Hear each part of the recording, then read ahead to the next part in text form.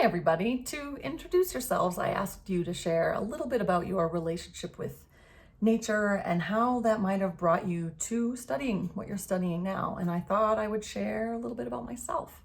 So I grew up not far from Green Bay, Wisconsin.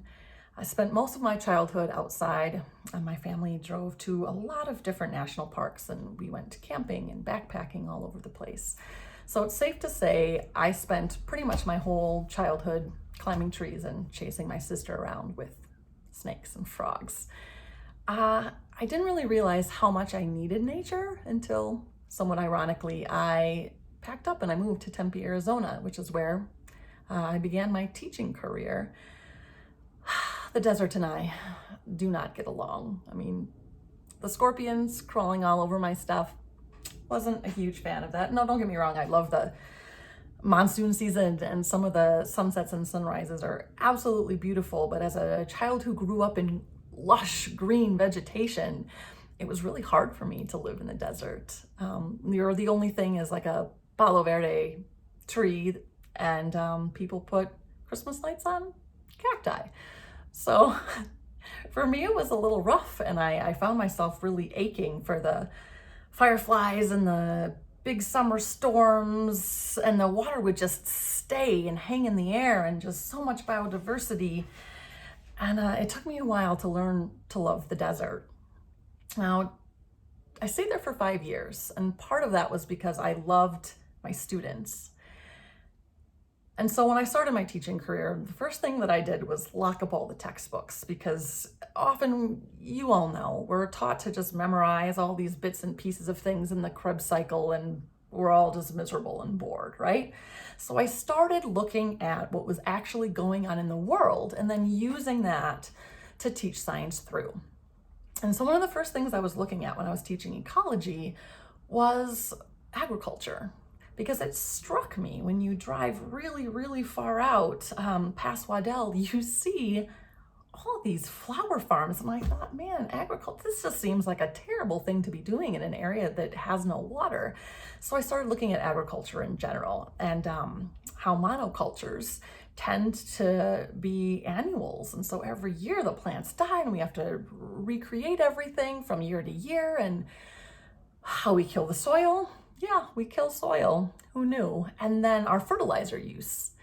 And so we tack on all these fertilizers, and then they run off and they get into the water and they get into the ocean, and the algae there, their populations just explode from this fertilizer. And so then the huge amounts of algae suck up all the oxygen, and then they create dead zones. These giant areas where nothing can live because there's no oxygen. So then I started investigating the ocean a little bit more, and I thought, oh my God, we're burning coal all over. And so that's putting mercury in the air. And now that's getting into the water, and that's bioaccumulating through all these things that we eat as we head up the food chain again. And then, oh my gosh, we've covered our oceans in plastic, from microscopic particles to huge nets, and that's also bioaccumulating back into our bodies. And sea turtles are eating plastic bags, and that doesn't even get into climate change, or just barely scratches the surface when we think about chemical body burden, and how there's women that live at the top of the planet, far away from any large cities, and their breast milk is toxic. That shouldn't be a thing. So the more I dug into, the chemistry or genetically modified organisms or anything, I felt myself getting depressed, honestly. But it was a little bit like watching a murder mystery show. It's so awful, or just watching any of that horror. It's so awful, but you can't stop, and then you binge watch the whole thing. That's how I was with this too. I couldn't stop looking.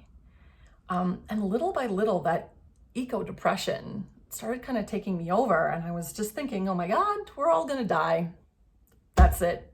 We've screwed up everything. That's it. And then I found biomimicry, and everything in my head just shifted. And it's two things, really. It's one, I I love studying organisms, large and small, anything from slime molds to sperm whales. I love it. I love it all. Even the scorpions. Did you know, by the way, that if a scorpion's tail breaks off so it can escape, oftentimes on that breakage point also has the scorpion's anus in it, and so for the rest of its life it can't poop. Anyway, I digress. I love all of it. And so the ability to study all these organisms and look at a tiny little mechanism up all the way to a whole system and say, well, we've got this challenge. How did nature do that? Let's use that. It not only gets the wheels in my head going from a biomechanical perspective, but also from a chemicals perspective. My brain loves it, but more than that, it's hope. I mean, that sounds precious, but it's true, it's hope. There's time.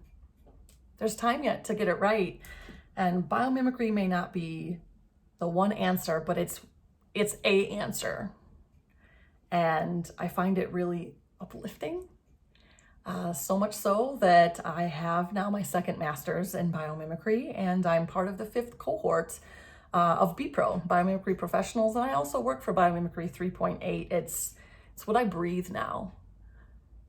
So I'm really hoping that as you come along with me on this journey and through this class, that there's a bit of hope, that maybe it's already there, but maybe it blooms in you too as you start investigating these organisms with me and think, here it is. Now, how do we do this? Welcome to the class. I'm so excited.